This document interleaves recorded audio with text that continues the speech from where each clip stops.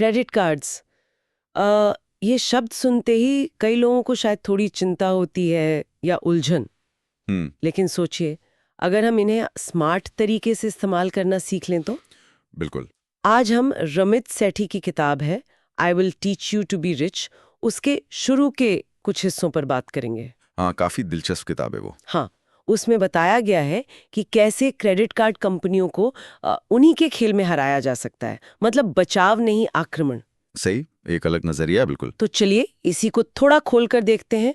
मकसद ये है कि क्रेडिट कार्ड्स को ठीक से समझें, अगर कोई कर्ज है तो उससे निपटें और अपनी क्रेडिट हेल्थ सुधारें। देखें कि ये आक्रामक रणनीति क्या चीज है।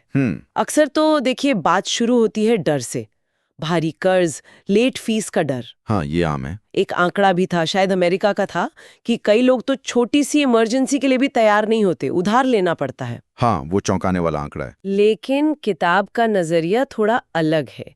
वो कहते हैं कि सही इस्तेमाल हो तो कार्ड्स फायदेमंद है। बिल्कुल।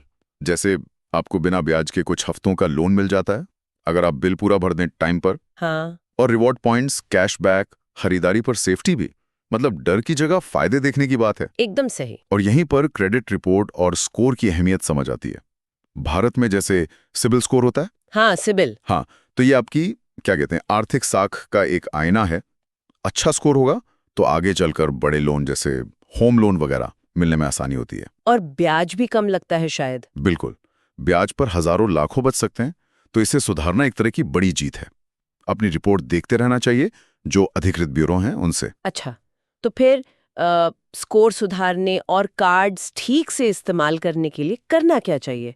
किताब में कुछ आदेश जैसे दिए हैं। हाँ, कुछ नियम बताए हैं। सबसे पहली और शायद सबसे जरूरी बात, बिल हमेशा टाइम पर और पूरा भरे। ये तो नंबर 1 है। स्कोर का करीब 35% इसी पे टिका है। हाँ, ये उन छोटी मोटी बचत की ट्रिक्स से कहीं ज्यादा असरदार है। सही कहा। और दूसरी बात, मोल भाव। मोल भाव क्रेडिट कार्ड कंपनी से। हाँ, आप अक्सर अपनी सालाना फीस माफ करवा सकते हैं या फिर अपना एपीआर मतलब ब्याज दर कम करने के लिए बात कर सकते हैं। अच्छा, बस फोन करके? हाँ, बस एक फोन कॉल। किताब में वो एरिक हेनरी का उदाहरण है ना, उसने एक कॉल से कुछ डॉलर बचाए थे। छोटी रकम लगे पर ये कंट्रोल लेने वाली बात है। ये तो बढ़िया है। और एक और चीज थी, क्रेडिट यूटिलाइजेशन रेट। हाँ, ये भी स्कोर का करीब 30% हिस्सा है। मतलब आपको जितनी क्रेडिट लिमिट मिली है उसका कितना परसेंट आप इस्तेमाल कर रहे हैं। तो इसे कम रखना चाहिए। हाँ, इसे कम रखना अच्छा माना जाता है। तो अगर आप पर कोई कर्ज नहीं है तो कभी-कभी लिमिट बढ़ाने की रिक्वेस्ट करना भी एक तरीका हो सकता है। यूटिलाइजेशन रेट कम हो जाता है उससे। अच्छा, ये सब उसी आक्रामक रणनीति का हिस्सा हुआ। बिल्कुल। और इसके अलावा कुछ ऐसे फायदे भी हैं जिन पर लोग कम ही ध्यान देते हैं। जैसे कई कार्ड्स पर ना आप कुछ खरीदते हैं तो उसकी मैन्युफैक्चरर वारंटी अपने आप डबल हो जाती है। अरे वाह। हाँ, या फिर गाड़ी किराए पर लें तो बीमा कवर मिल जाता है। ट्रिप कैंसिलेशन का बीमा होता है। अच्छा। कुछ महंगे कार्ड्स पर तो वो कॉन्सियर्ज सर्विस भी होती है। रमित ने जैसे कॉन्सर्ट टिकट के लिए यूज किया था। तो बड़ी खरीदारी कार्ड से करने में ये एक्स्ट्रा फायदे मिल सकते हैं।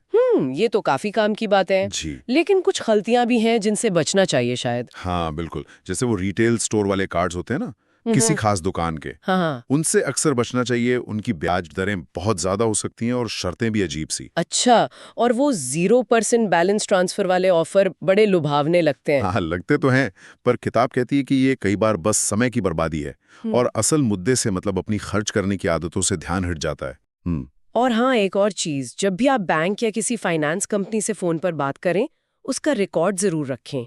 रिकॉर्ड मतलब एक सिंपल सी फाइल या स्प्रेडशीट, कब बात की, किससे की, क्या बात हुई, क्या नतीजा निकला। किताब में इसे पॉकेट ट्रैकर कहा है। ये बाद में बहुत काम आता है अगर कोई गड़बड़ हो। ये अच्छी आदत है। अच्छा, कर्ज की बात पर आते हैं।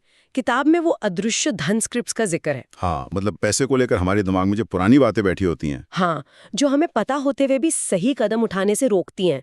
जानना और करना दो अलग बातें हो जाती हैं। बिल्कुल।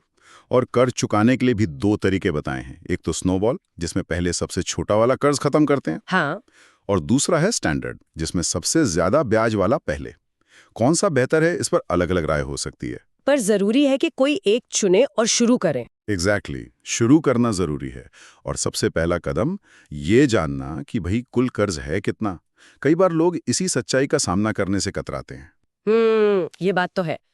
तो कुल मिला के देखें तो क्रेडिट कार्ड एक पावरफुल टूल हो सकते हैं अगर हम रक्षात्मक ना होकर आक्रामक रणनीति अपनाएं। सही। मतलब टाइम पर पेमेंट, मोल भाव, फायदों का इस्तेमाल। क्रेडिट स्कोर बहुत जरूरी है और सबसे बड़ी बात एक्शन लेना। हाँ, एक्शन लेना। ये नहीं कि सब कुछ परफेक्ट होने का इंतजार करें।